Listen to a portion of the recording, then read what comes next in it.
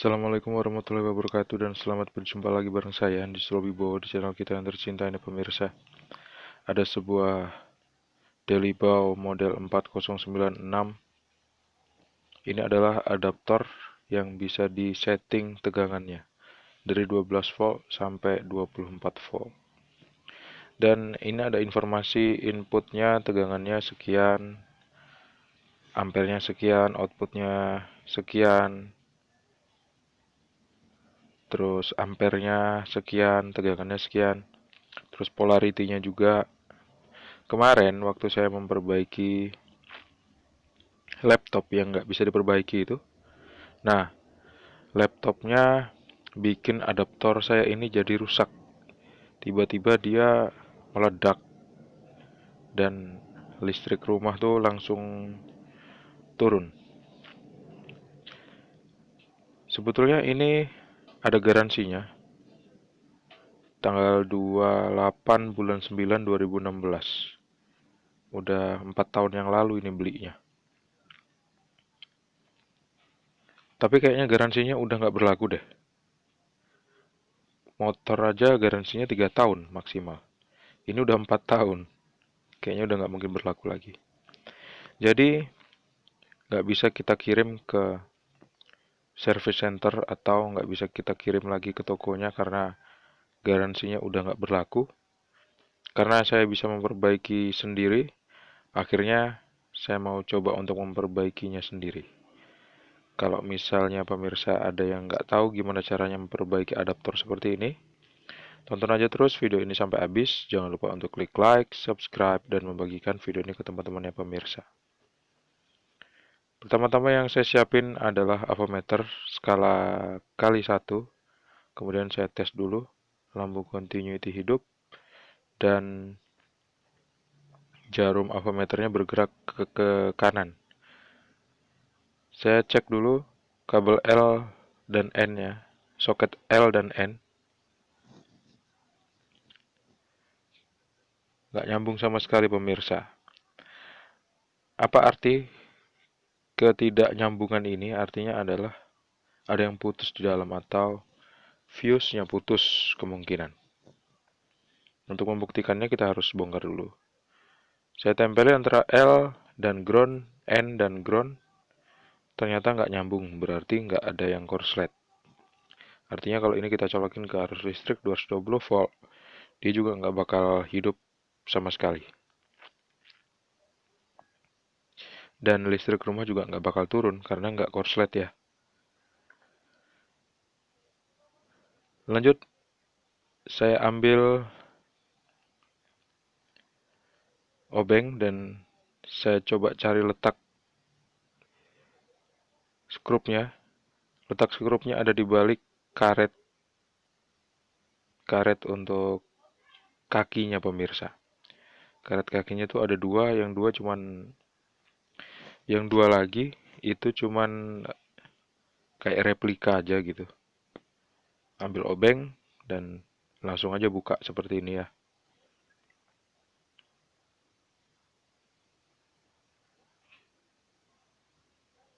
Kalau misalnya pemirsa nonton video ini terus ada tombol gabung, klik aja gabung kalau misalnya pemirsa pengen donasi atau pengen belajar servis elektronik privat, bisa juga sama saya. Klik aja tombol gabung nanti gampang kok, di situ ada instruksinya. Setelah kita buka skrupnya, coba kita renggangin seperti ini pemirsa. Bisa jadi nggak bisa renggang karena stikernya ini masih nempel. Jadi stikernya kita buka dulu. Pelan-pelan seperti ini. Stikernya ini lengket banget. Terus kita renggangin seperti ini, akhirnya bisa kebuka. Kita bisa lihat mesin adaptornya. Adaptor ini nggak menggunakan trafo inti besi, tapi menggunakan trafo inti ferrit. Dan itu pun apa tadi?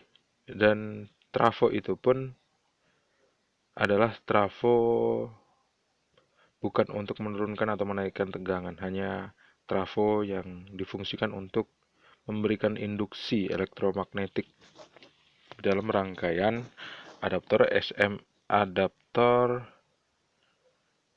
lupa saya namanya. Adaptor seperti ini ya. Apa ya namanya, lupa saya. Adaptor, aduh lupa. Nantilah saya tulis di bawah ya pemirsa kalau saya ingat. Perhatikan dulu. Di sini ada resistor yang seolah-olah putus. Ternyata waktu saya cek nggak putus atau nggak gosong. Sebelum saya ngecek komponen-komponennya, yang saya pastikan dulu adalah ngecek kondisi fisik. Kira-kira ada yang janggal apa enggak. Kalau misalnya pandangan kita terganggu, kabel soketnya bisa kita lepas seperti ini. Dan ada pendingin. Pendinginnya kalau bisa kita buka aja supaya kita bisa ngelihat komponennya ya pemirsa. Pendingin ini dipasang di dua buah komponen yang biasanya disebut transistor atau MOSFET. Saya nggak tahu ini komponen apa, dan alasan saya bilang nggak tahu karena di sini nggak ditunjukin itu MOSFET atau transistor. Biasanya sih MOSFET. Adaptor apa ya tadi ya? Lupa saya. Lupa. SMPS pemirsa. Aduh kan baru inget. Adaptor atau bukan adaptor, trafo SMPS. Ini adalah menggunakan sistem SMPS. Jadi induksi elektromagnetik itu udah dirubah menggunakan MOSFET. Frekuensinya MOSFET dan trafo intiferit. Kalau misalnya kita menggunakan trafo konvensional yang menggunakan inti besi, otomatis size-nya lebih besar lagi dan lebih berat. Induksi elektromagnetiknya cuman menggunakan berapa banyak lilitannya aja. Tuh, ternyata begitu saya lepas, saya memperhatikan ada fuse yang putus, pecah kacanya, dan ada resistor yang udah kebakar, dan itu udah pasti rusak, udah pasti putus. Ini dia, resistornya.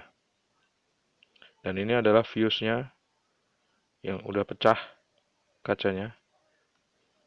Artinya fuse-nya udah putus. Dua hal itu tadi terjadi karena overload atau terjadi hubungan singkat. Kita bersihin dulu ya kakinya pemirsa.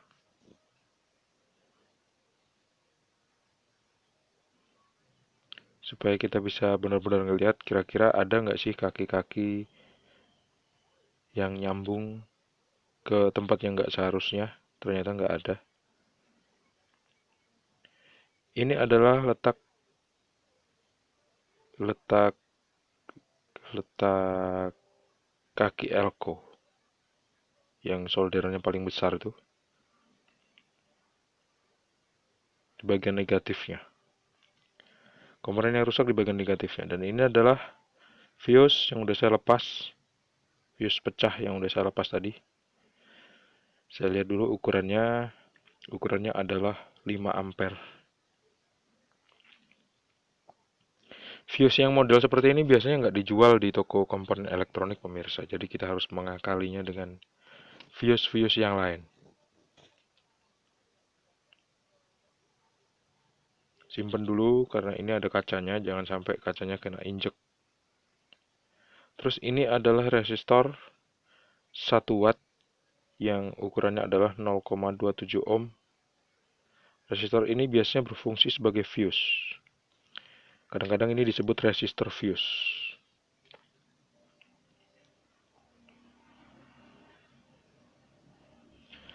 Untuk lebih memastikan ukurannya, saya udah menggunakan aplikasi Android yang kita tinggal ketik aja warnanya di sini, kita tinggal pilih, terus nanti dia bakal keluar nilainya. Sebetulnya ini mengurangi kepandaian kita untuk tuh kan 0,27 ohm 5%, kepandaian kita untuk mengingat rumus-rumus warna dari resistor. Kayak orang belajar matematika tapi selalu pakai kalkulator gitulah pemirsa. Akhirnya lama-kelamaan kalkulatornya ya lebih pinter daripada orangnya. Tapi karena ini untuk kebutuhan video, jadi saya tunjukin aja sama pemirsa.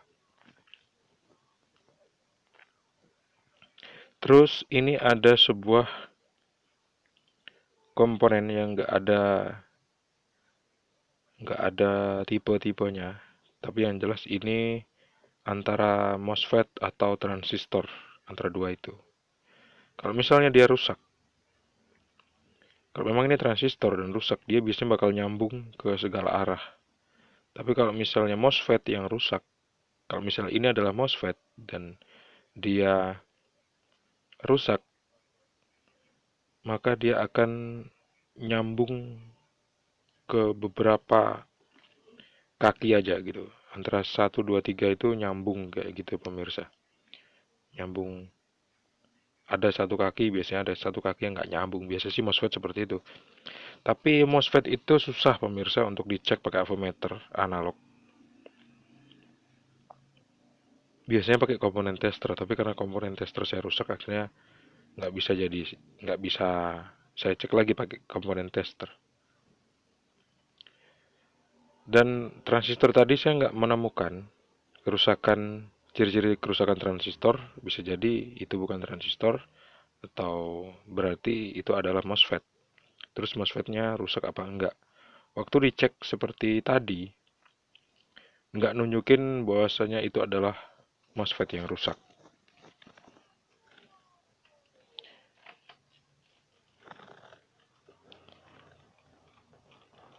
Karena hanya satu kaki yang nyambung, biasanya kalau rusak itu, kalau kita bolak-balik nyambung semua itu biasanya rusak. Tapi karena saya nggak nemuin itu tadi, akhirnya saya coba berspekulasi dulu. Saya masih mau menggunakan komponen MOSFET yang tadi, ini saya sebut aja MOSFET.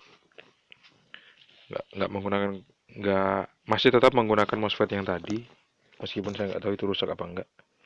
Saya udah beli resistor, ukurannya adalah 0,33 ohm karena 0,27 ohm nggak ada. Adanya 0,23 atau 0,33. Jadi saya beli aja yang 0,33 ohm.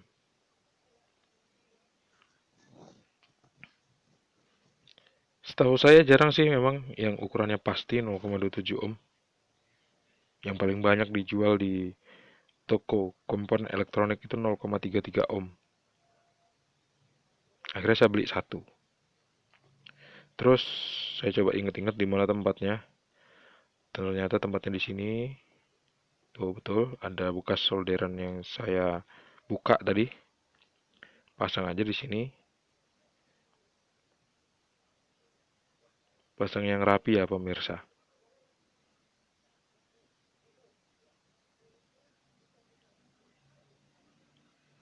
Nah, terus sekarang kita tinggal pasang fuse-nya. Fuse yang saya beli ini ukurannya adalah 5 ampere. Yang fuse lama ini adalah fuse 5 ampere. Dia udah pecah.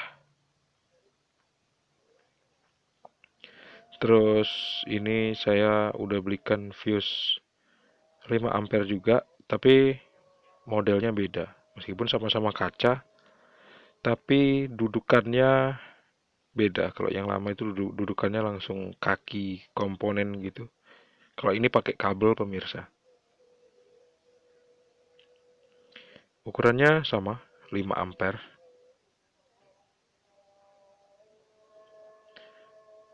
Kita putusin dulu kabel dari rumah fuse ini. Terus kita pasang fuse-nya seperti ini. Terus kita pasang lagi tutupnya, kita puter sampai dia rapet. Terus kaki-kaki kabel ini harus kita kupas. Nah, seperti ini setelah dikupas.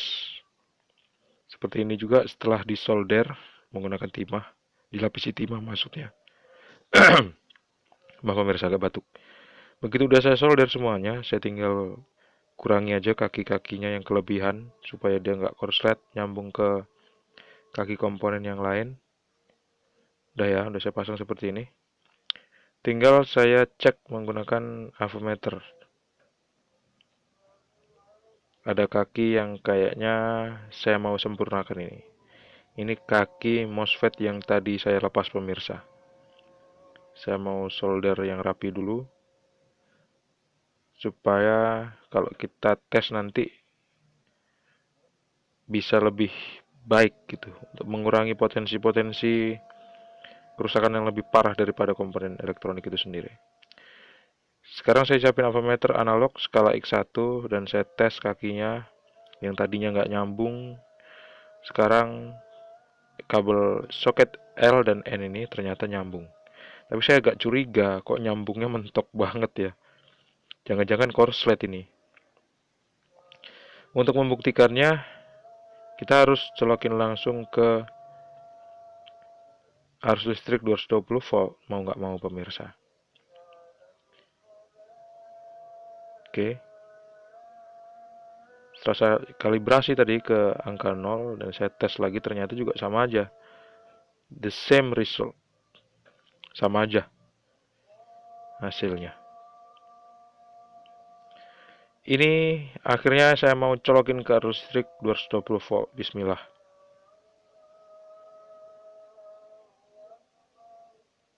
Dan ternyata beneran.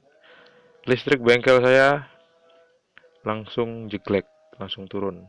Artinya perbaikan kali ini belum berhasil. Masih ada komponen yang lain yang butuh diganti, tapi apa itu komponennya? Pantengin aja terus video ini sampai habis. Subscribe juga ke channelnya. Dan kalau misalnya pemirsa pengen sabar untuk memperbaiki sesuatu barang elektronik, itu lebih baik daripada buru-buru ya. Karena ya memang kayak gitu memperbaiki elektronik pemirsa, harus pelan-pelan. Jadi video ini lebih banyak saya nggak potong. Untuk nunjukin bagaimana sih realitas dari memperbaiki peralatan elektronik itu seperti itu. Ada kaki yang kotor dan nggak bisa saya solder. Saya curiga sama 4 buah dioda penyarah arus. Jadi begitu saya melepas diodanya, ternyata dioda itu nggak bisa dilepas karena kaki-kakinya udah kotor banget. Jadi harus saya bersihkan pakai cairan pembersih. Saya semprot dulu, terus saya gosok pakai sikat gigi. Dan setelah saya melakukan itu, akhirnya bisa saya lepas kaki diodanya. Saya udah melepas 4 buah dioda yang saya pikir inilah penyebab dari korslet listrik rumah yang mati tadi. Listrik bengkel yang mati tadi, terus lampu lighting yang mati juga. Saya ngecek ternyata ada 1 buah dioda yang masih bagus, yang saya pegang ini. Ini masih bagus pemirsa, karena waktu saya cek bolak-balik dia hanya 1 arah aja yang nyambung. Tuh, menggunakan avometer digital kelihatan ya, masih bagus. Kalau pakai avometer analog lebih banget kelihatan bagus karena lampu continuity bakal hidup kalau misalnya dicek 1 arah, tapi kalau dibalik arahnya dia nggak hidup. 1 dioda masih bagus. Dan 1 buah dioda lagi, kalau misalnya saya bolak-balik ternyata nyambung, rusak berarti. 1 lagi bolak-balik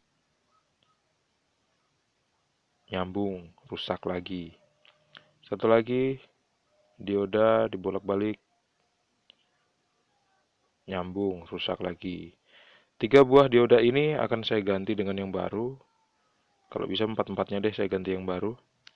Terus saya bakal tunjukin ke pemirsa hasilnya seperti apa di video selanjutnya. Kalau misalnya kita cek pakai avometer digital, dioda yang rusak ini dia nggak akan ngeluarin angka yang lebih di atas 5 biasanya. 5 itu angka toleransi. Baiklah pemirsa, terima kasih sudah menonton. Jangan lupa untuk klik like, subscribe, dan membagikan videonya ke teman-teman pemirsa. Sampai jumpa di video selanjutnya. Assalamualaikum warahmatullahi wabarakatuh. See you and bye-bye.